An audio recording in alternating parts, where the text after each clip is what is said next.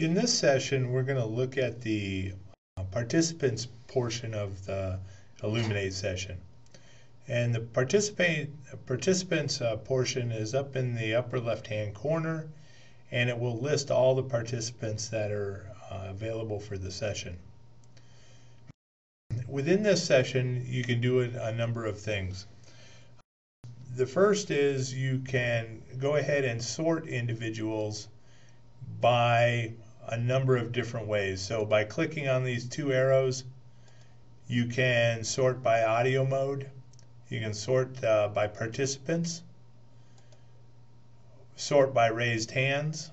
So if student 2 happens to raise their hand,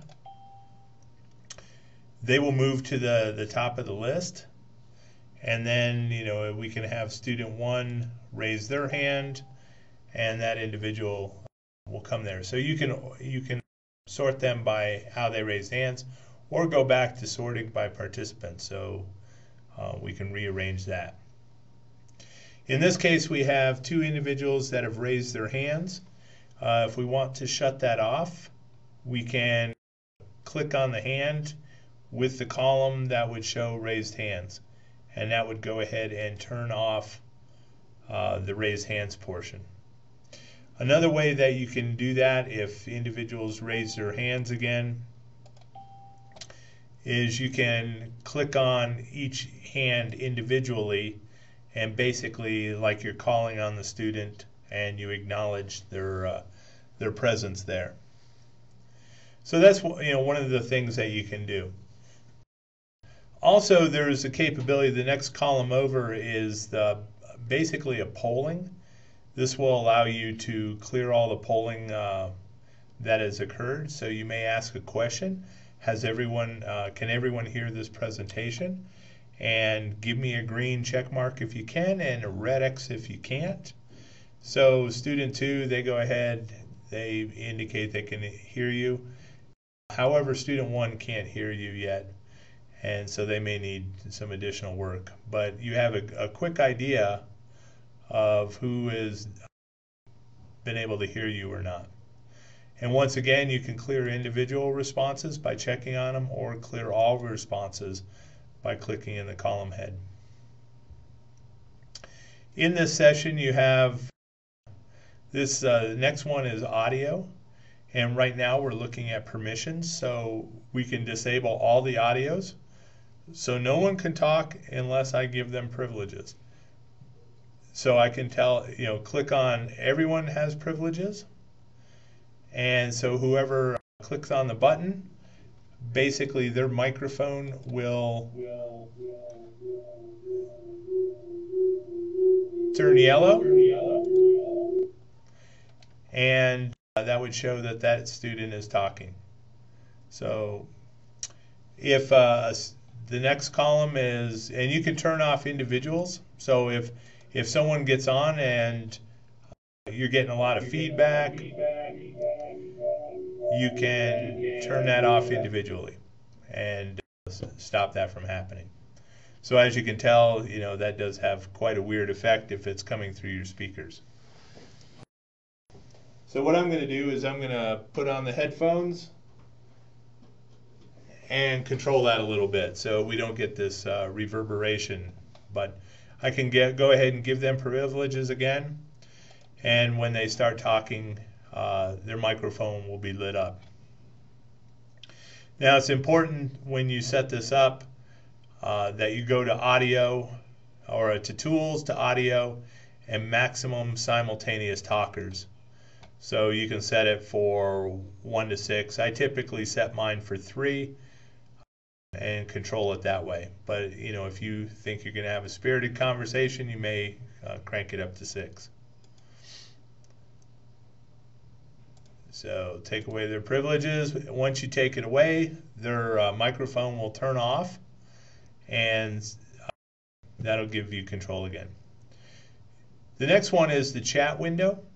This gives you the capability of controlling the chat. So if student 1 happens to be chatting,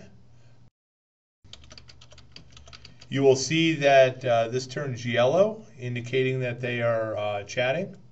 and that you should expect a message from them.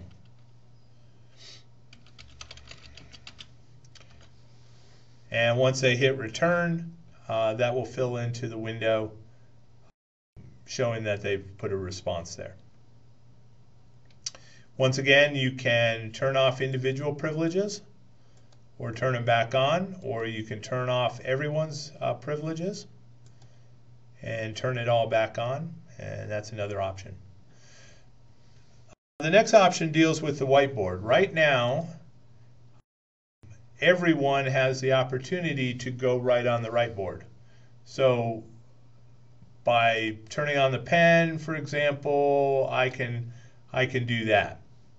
But if I go to student 1, they have the same capability and they can write on your whiteboard also. Depending on what you're trying to do, you may want to control this or you may want to turn it off. And the same with student 2. They can go ahead and also write on your board. But if you turn off those privileges, then the students don't have the toolbar that shows up in the middle and they are not able to write. The next one deals with application privileges, whether or not a student has the ability to turn on, to share an application, and you can turn this on and off depending on what your intent is. And then finally, permissions for video, whether or not you want that on and off. Right now it's set in video, maximum simultaneous cameras is set to 1. So it's possible to turn on the video and work with that.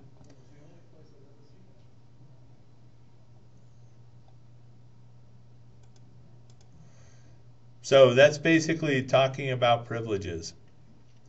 The next set of buttons under participants deals with raising hands or giving any type of appreciation or critique on your presentation. So if you raise a hand, you just simply click on this button and it will flash indicating that somebody has a question, somebody has raised their hand. And once again, you can turn that off. If you ask if everybody thought this was a good presentation, I think it's a good presentation, so I'm clapping. They're clapping. Unfortunately, student 2 is not really keen on it. So these automatically go off after a few seconds, and so you don't have to necessarily turn those on and off. But it can be a quick way of getting some feedback for your session. The last item deals with this button, and this button basically indicates that you have left the room. So student 2, he clicks on the button and this will basically show that student 2 is away.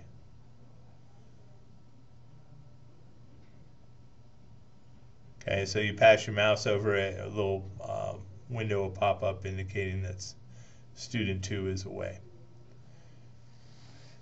And then when they come back, they're back in the room and you know that you can call on them, that they will respond.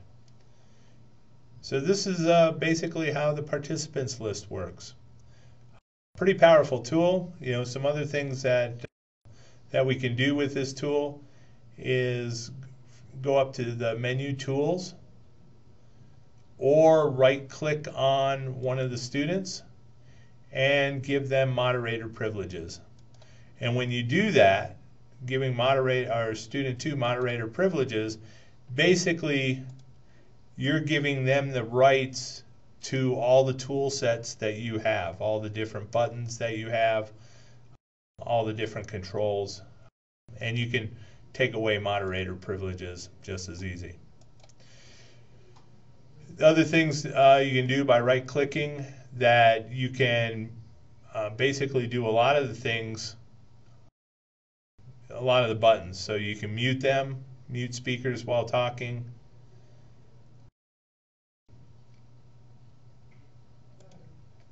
And that way you won't get this feedback. You can or keep speakers on while talking.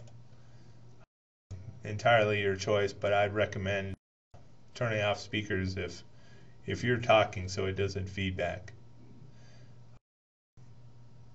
Select all other objects from participants, so you'll be able to see what objects that the individual has chosen.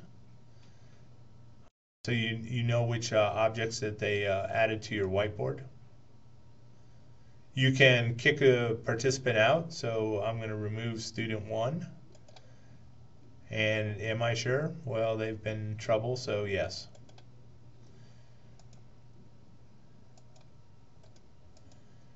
And you have to click on the name first, so it has to be highlighted in blue before you can do anything.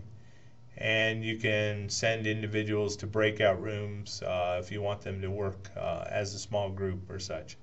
I don't honestly have that much experience with that, but it is a possibility. So that's the down and dirty on using the participants window. Good luck with it.